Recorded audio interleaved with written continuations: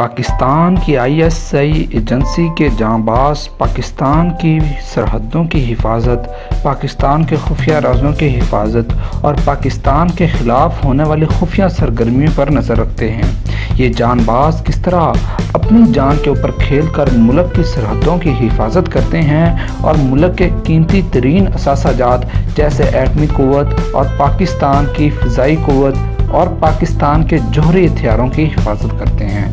मैं हूं साद अशरफ, आपका होस्ट, और आज हम आपके सामने इसी वीडियो में इन तमाम बातों का तज़किरा करेंगे और आईएसआई के टॉप 5 मिशंस जिन्होंने आईएसआई को दुनिया की नंबर 1 इंटेलिजेंस फोर्स बनाकर रख दिया, उनका तज़किरा करेंगे। वीडियो को एंड तक लाजमी देखिएगा। चैनल को ज़रूर सब्सक्राइब कर लीजिए ताकि आपको ताकत मिलती रहे, क्योंकि इल्म ताकत होती है। किसी भी मुल्क की कौमी सलामती खुद मुख्तारी के लिए ज़रूरी है कि वो मुल्क अपनी सरहदों की हर तरह से हिफाजत करे। हर मुल्क की एक आर्मी होती है जो उस मुल्क की सरहदों की हिफाजत करती है, जबकि दूसरी जानब पर्दे के पीछे एक फ़ौज और भी होती है जो कि मुल्क की हिफाजत में फ़ौज से किसी सूरत भी पीछे नहीं होती और मुल्क के खुफिया राज़ों की और मुल्क के ख़िलाफ़ होने वाले सरगर्मियों का पता रखती है। ये मुल्क की एजेंसीज होती हैं और ये एजेंसी ही मुल्की राज़ों की हिफाजत के साथ साथ इनकी बैरूनी साजिशों, दीगर हसास अवामिल और मुल्क के ऊपर आने वाले नए ख़तरात के ऊपर नज़र रखती हैं और उनसे बचाती हैं। इसी तरह पाकिस्तान की भी अपनी एक खुफिया एजेंसी है जिसे आईएसआई का नाम दिया गया है और इसका मतलब होता है इंटर सर्विस इंटेलिजेंस। इसे 1 जनवरी 1948 को बनाया गया। आईएसआई को दुनिया की नंबर 1 इंटेलिजेंस सर्विस माना जाता है क्योंकि इसकी कामयाबी की रेशो बाकी तमाम एजेंसी से सबसे ज़्यादा है और मज़ीद ये कि इसके जासूस पकड़े भी नहीं जाते और ये नाकामी को गले लगाए बगैर कामयाबी का माथा चूमते हैं। सबसे पहले बात करते हैं इनके नंबर 1 मिशन की। ये बात है 1980 से लेकर 1990 तक की, जबकि सोवियत यूनियन टुकड़े टुकड़े हो गया। अमेरिका और पाकिस्तान की दोस्ती इस वक्त मिसाली थी और पाकिस्तान और अमेरिका के ताल्लुकात बेनज़ीर थे। अमेरिका और रूस के दरमियान सर्द जंग चल रही थी और अमेरिका को रूस का इक़्तिदार और अफ़गानिस्तान के ऊपर बढ़ता हुआ असर और सूख एक आंख ना भाता था, क्योंकि अफ़गानिस्तान एक मुसलमान मुल्क था और खैबर पख्तूनख्वा जो कि साबका सूबा सरहद भी है पाकिस्तान का सूबा था और इसी सूबे में रहने वाले बहुत से अफराद के रिश्तेदार, उनके ताल्लुकात और उनके रवाबित अफ़गानिस्तान में भी थे, क्योंकि ये इलाका पाकिस्तान के बनने से पहले एक ही गिना जाता था। चुनाचे जब पाकिस्तान बना तो ये इलाका अलग हो गया और उन लोगों के आपस में रिश्ते राब्ते एक मुल्क से दूसरे मुल्क में मुंतकिल हो गए। चुनाचे पाकिस्तान को अफ़गानिस्तान के ऊपर रूस का काबिज हो जाना भी एक आंख ना भाता था और इस तरह अमेरिका और पाकिस्तान का एक ही दुश्मन हो गया, यानी रूस को अफ़गानिस्तान से निकालने के लिए पाकिस्तान की एजेंसी आईएसआई और अमेरिकी एजेंसी CIA ने कंबाइंड मिशंस किए। उन्होंने इन कंबाइंड मिशंस के ज़रिए लबनान से रूसी असला अफ़गान मुजाहिदीन को पहुंचाया और उन्हीं अफ़गान मुजाहिदीन ने रूसी असला इस्तेमाल करते हुए रूस को ही शिकस्त दी और रूस को तबाह करके रख दिया। ये आईएसआई की एक बहुत बड़ी कामयाबी थी कि उन्होंने उस वक़्त की सुपर पावर को टुकड़े टुकड़े करके रख दिया। इसके बाद चलते हैं हालिया ही दिनों में आईएसआई के एक कामयाब तरीन मिशन कुलभूषण यादव को पकड़ने की जानिब। कुलभूषण यादव इंडिया की एजेंसी का एक हाजिर सर्विस ऑफिसर था। ये कमांडर रैंक का अफसर था और इंडियन नेवी से वाबस्ता था। ये बंदा पाकिस्तान में तखरीबकारी, कराची और गवादर जैसे अहम इलाकों को नाकाम बनाने और बलूचिस्तान को पाकिस्तान से अलहदा करने जैसे ख़तरनाक अज़ाइम के ऊपर काम कर रहा था। चूँकि ये इंडियन नेवी का आदमी था, इसलिए इसे कराची और गवादर जैसे अहम इलाके सौंपे गए। पाकिस्तान की आईएसआई ने इसका पता लगा लिया और लेकिन इसके पूरे नेटवर्क को पकड़ने के लिए आईएसआई ने पहल इसके ऊपर हाथ ना डाला और अपने कुछ काबिल जवान भेस बदल कर इसके साथ शामिल कर दिए, जो इसके पूरे मिशंस का पता लगाते रहे और इसको गलत मालूमात फराहम करते रहे, जो कि ये आगे इंडिया को ईरान में जाकर फराहम करता था। इंडिया का ये जासूस 2003 से लेकर 2016 तक पाकिस्तान के खिलाफ काम करता रहा, लेकिन पाकिस्तान के शहीनों ने इसको असल मालूमात की बजाय गलत मालूमात फराहम करते रहे और इसे गुमराह करते रहे। लेकिन जब पाकिस्तान के शहीनों को इस बात का अंदाज़ा हो गया कि ये शख्स अपनी तमाम तर कार्रवाइयाँ पूरी कर चुका है और ये उसे मुकम्मल तौर पर गुमराह कर चुके हैं, तो फिर 2016 में इसे अरेस्ट कर लिया गया और इसके पूरे नेटवर्क को भी पकड़ लिया गया। इसके पूरे नेटवर्क को पकड़ने के बाद मुकम्मल तौर पर गैर फ़आल बना दिया गया और इसके बाद इंडिया ये केस आलमी अदालत में ले गया।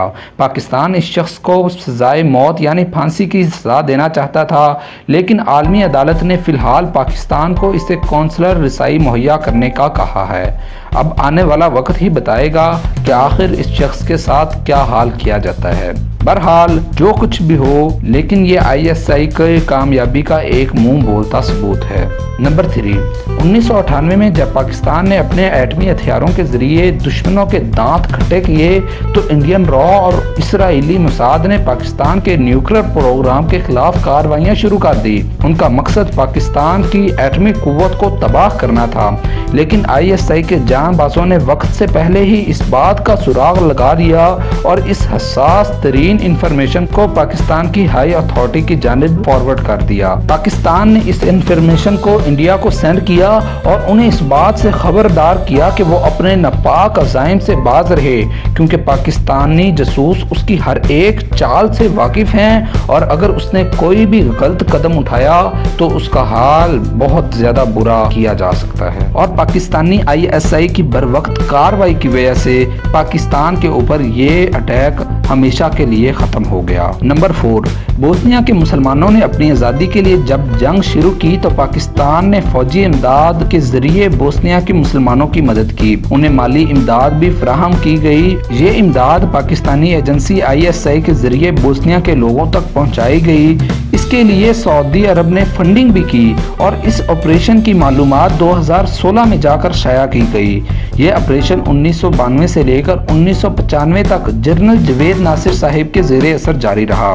जनरल साहिब ने बाद में इस बात की वजाहत की कि बोस्निया के मुसलमानों की मदद के लिए एंटी टैंक हथियार भी मुहैया किए गए, जिससे सर्बों के खिलाफ मुसलमानों की ये जंग टाई हो गई और बोस्निया के मुसलमानों को उनके हकूक हासिल करने के लिए राह हमवार करके दे दी गई। इसके बाद ISI का सबसे बड़ा और कामयाब तरीन मिशन, ये कामयाब तरीन मिशन दुनिया में सिर्फ एक ही एजेंसी ने सर अंजाम दिया है। पाकिस्तान को, इराक को, अफगानिस्तान को, शाम को और हत्ता के मिस्र को एक ही जंग का सामना था, यानी वो जंग अंदरूनी इंतशार यानी खाना जंगी, या इसे आप दहशतगर्दी का नाम भी दे सकते हैं।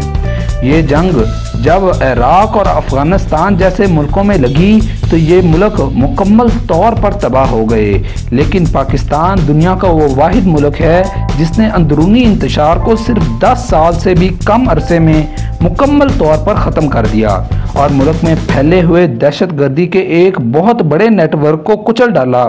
इसमें पाकिस्तान की आर्म्ड फोर्सेस की एक बहुत बड़ी कामयाबी है, लेकिन ये कामयाबी का सेहरा इतना ही ISI के सर भी जाता है जितना कि पाकिस्तानी आर्म्ड फोर्सेस के, क्योंकि दहशतगर्दों के नेटवर्क्स को पकड़ना, उनके मावनीन की मालूमात इकट्ठी करना, उनकी लोकेशन को ट्रेस करना और उनके तमाम तर नापाक अज़ाइम का पता चलाना ISI की जिम्मेदारी ही था। ISI ने बर वक्त कार्रवाई करके दहशतगर्दों के अड्डे, उनके मुआवनीन और उनके खतरनाक अज़ाइम का पता चलाया और पाकिस्तानी आर्म्ड फोर्सेस को इन सब बातों से मतला किया, जिसके बाद पाकिस्तानी आर्म्ड फोर्सेस ने उन तमाम तर इलाकों पर और उन तमाम तर ग्रुप्स के ऊपर अटैक किए और इस बात को यकीनी बनाया कि ये दहशतगर्दी का रुकन या ये दहशतगर्दी का नेटवर्क पाकिस्तान से मुकम्मल तौर पर ख़त्म हो जाए। पाकिस्तानी एजेंसी ISI अभी तक इन तमाम तर दहशतगर्दों और मुल्क मुखालिफ अज़ाइम के खिलाफ काम कर रही है ताकि वक्त से पहले तैयार हुआ जा सके और मुल्क को इनके तमाम तर नापाक इरादों से बचाया जा सके। आखिर में बस इतना कि मुल्क के इन हीरोज़ को सलाम जो कि अपनी ज़िंदगियां मुल्क के लिए वक्फ कर देते हैं और तमाम उम्र अपने ख़ानदान से, अपने बीवी बच्चों से, अपने घर बार से दूर रहकर मुल्क की सरहदों की हिफाजत करते हैं और अपनी जान का नजराना पेश करते हैं। मुल्क के कीमती तरीन राज अपने पास रखने के बावजूद मुल्क से गद्दारी नहीं करते और पैसों के लालच में नहीं आते। ऐ कौम के शहीनों, तुम्हें ये कौम और इस वतन की सरजमीन सलाम कहती है।